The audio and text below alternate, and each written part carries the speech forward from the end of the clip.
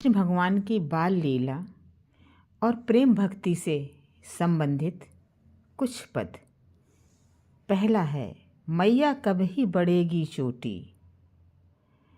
इस पद में कृष्ण अपनी माता यानी मैया यशोदा से पूछते हैं, मैया माता मेरी चोटी कब बढ़ेगी, मेरी चोटी कब बढ़ेगी। चोटी से मतलब है सिर में जो बाल होते हैं उनमें पीछे, सिर के बालों में पीछे थोड़े से बाल जो हैं वो छोड़ देते हैं, उन्हें लंबा कर देते हैं। कुछ लोग उनमें गांठ बांध लेते हैं और कुछ लोग जो है वो चोटी बना लेते हैं। तो कृष्ण भगवान यहाँ पर उसी चोटी की चर्चा करते हुए कह रहे हैं कि मैया मेरी चोटी जो है वो कब बढ़ेगी। बालों में पीछे सिर में थोड़े से बालों को बड़ा रखते हैं और उन्हीं की वो चोटी बना लेते हैं, या ऐसे ही या उसकी चोटी की चर्चा की या ऐसे ही छोड़ देते हैं।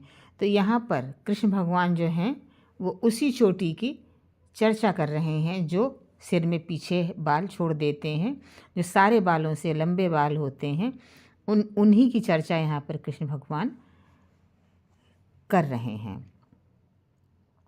तेरो लाल मेरो माखन खायो, तेरो लाल मेरो माखन खायो। शिकायत हो रही है कृष्ण यशोदा मैया से कि तो तेरो लाल यानी तुम्हारे पुत्र ने मेरा माखन खाया है।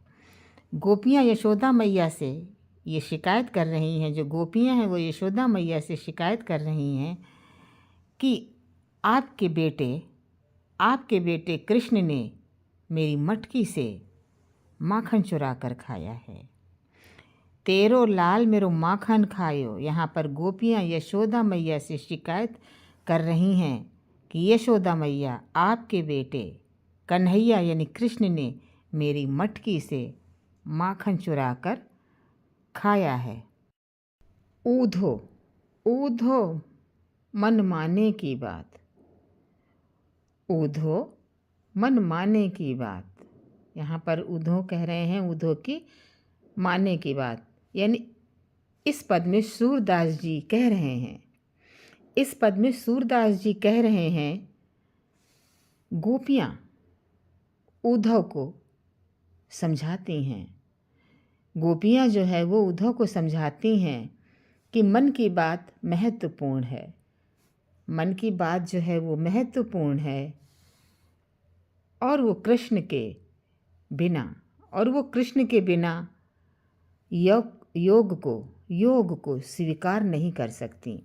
वो कृष्ण के बिना योग को स्वीकार नहीं कर सकती हैं। हरि पालने झूला में, हरि यानी कृष्ण भगवान, पालना जो पालना होता है जिसमें बच्चे को लिटा देते हैं, झुलाते हैं, तो यहाँ पर हरि से जो तात्पर्य है वो कृष्ण भगवान से है, और पालना जिसमें बच्चे को झुलाते हैं, झूला में। यहाँ पर यशोदा मैया कृष्ण भगवान को पालना झुला रही हैं।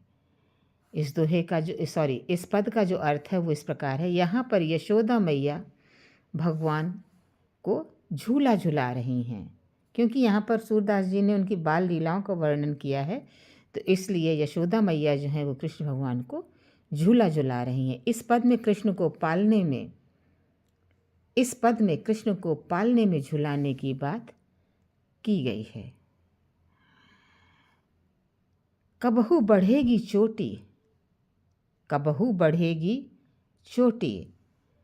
तो यहाँ पर कृष्ण भगवान जो हैं इस पद में श्री कृष्ण भगवान यशोदा मैया से अपनी चोटी के बारे में पूछते हैं। इस पद में कृष्ण भगवान यशोदा मैया से अपनी चोटी के बारे में पूछते हुए कहते हैं, पिछले दोहे में मैंने बताया था कि जो सिर में पीछे बाल होते हैं उन्हीं को कहते हैं चोटी, तो इस दोहे में जो है कृष्ण भगवान उन्हीं बालों की चर्चा करते हुए कह रहे हैं, अपनी माँ से पूछ रहे हैं, अपनी माँ से पूछते हुए कहते हैं, मैया मेरी चोटी कब बढ़ेगी, मैया मेरी चोटी कब बढ़ेगी और कब ये दाऊ की तरह मोटी होगी। कृष्ण भगवान अपनी माँ यशोदा मैया से पूछ रहे हैं कि मेरी चोटी जो है वो कब बढ़ेगी और कब दाऊ की तरह मोटी होगी मेरी चोटी। बलदाऊ जो थे इनके बड़े भाई थे, तो ये यहाँ पर कृष्ण भगवान अपनी चोटी की तुलना जो है अपने भाई से कर रहे हैं और माँ से शिकायत कर रहे हैं कि मैया मेरी चोटी दाऊ की जितनी कब बढ़ेगी, दाऊ की जितनी मेरी चोटी कब बढ़ेगी। और अब भक्ति और वात्सल्य रस से परिपूर्ण सूरदास जी के पद, ये जो पद हैं भक्ति और वात्सल्य रस से परिपूर्ण हैं। सूरदास जी के कुछ पद। उठो लाल भोर भई, उठो लाल भोर भई, सुर मुनि आदि सब जागे, सुर मुनि आदि सब जागे, तुम कहूँ नहीं जागे। तो यहाँ पर कृष्ण भगवान जो हैं भक्ति का वात्सल्य रस से परिपूर्ण जो है उनकी सूरदास जी के जो पद हैं उनके बारे में मैं बताने जा रही हूँ। तो इनका पद जो था वो इस प्रकार है, उठो भोर भई, और उस पद का जो अर्थ है वो इस तरीके से है। इस पद में यशोदा मैया कृष्ण भगवान से कह रही हैं, इस पद में यशोदा मैया कृष्ण भगवान से कह रही हैं, उठो मेरे लाल, उठो मेरे लाल पुत्र, उठो मेरे लाल, अब उठ जाओ, सुबह हो गई है, सुबह हो गई है। ऋषि मुनि और देव, ऋषि मुनि और देव सब जाग गए हैं। तुम अभी तक सो रहे हो, तुम अभी तक सो रहे हो, अभी नहीं उठे, अब उठ भी जाओ मेरे लाल। तो यहाँ पर यशोदा मैया जो हैं कृष्ण भगवान से कह रही हैं कि कृष्ण जी मेरे लाल मेरे पुत्र, अब तुम उठ जाओ। ऋषि मुनि सब जग गए हैं, सुबह हो गई है और तुम अभी तक सो रहे हो, तुम अभी तक जो है सो रहे हो, अभी भी नहीं उठे हो। उठो मेरे लाल, भोर हो गई है, यानी भोर मतलब सुबह हो गई है, अब उठ जाओ तुम मेरे लाल। व्याख्या। इस पद में कृष्ण के प्रति माँ का स्नेह, इस पद में कृष्ण के प्रति माँ का स्नेह प्यार, माँ का स्नेह प्यार और वात्सल्य का दर्शाता है। इस पद में कृष्ण के प्रति माँ का प्रेम स्नेह प्यार और वात्सल्य को दर्शाता है। सुबह के मनमोहक दृश्य का वर्णन करता है।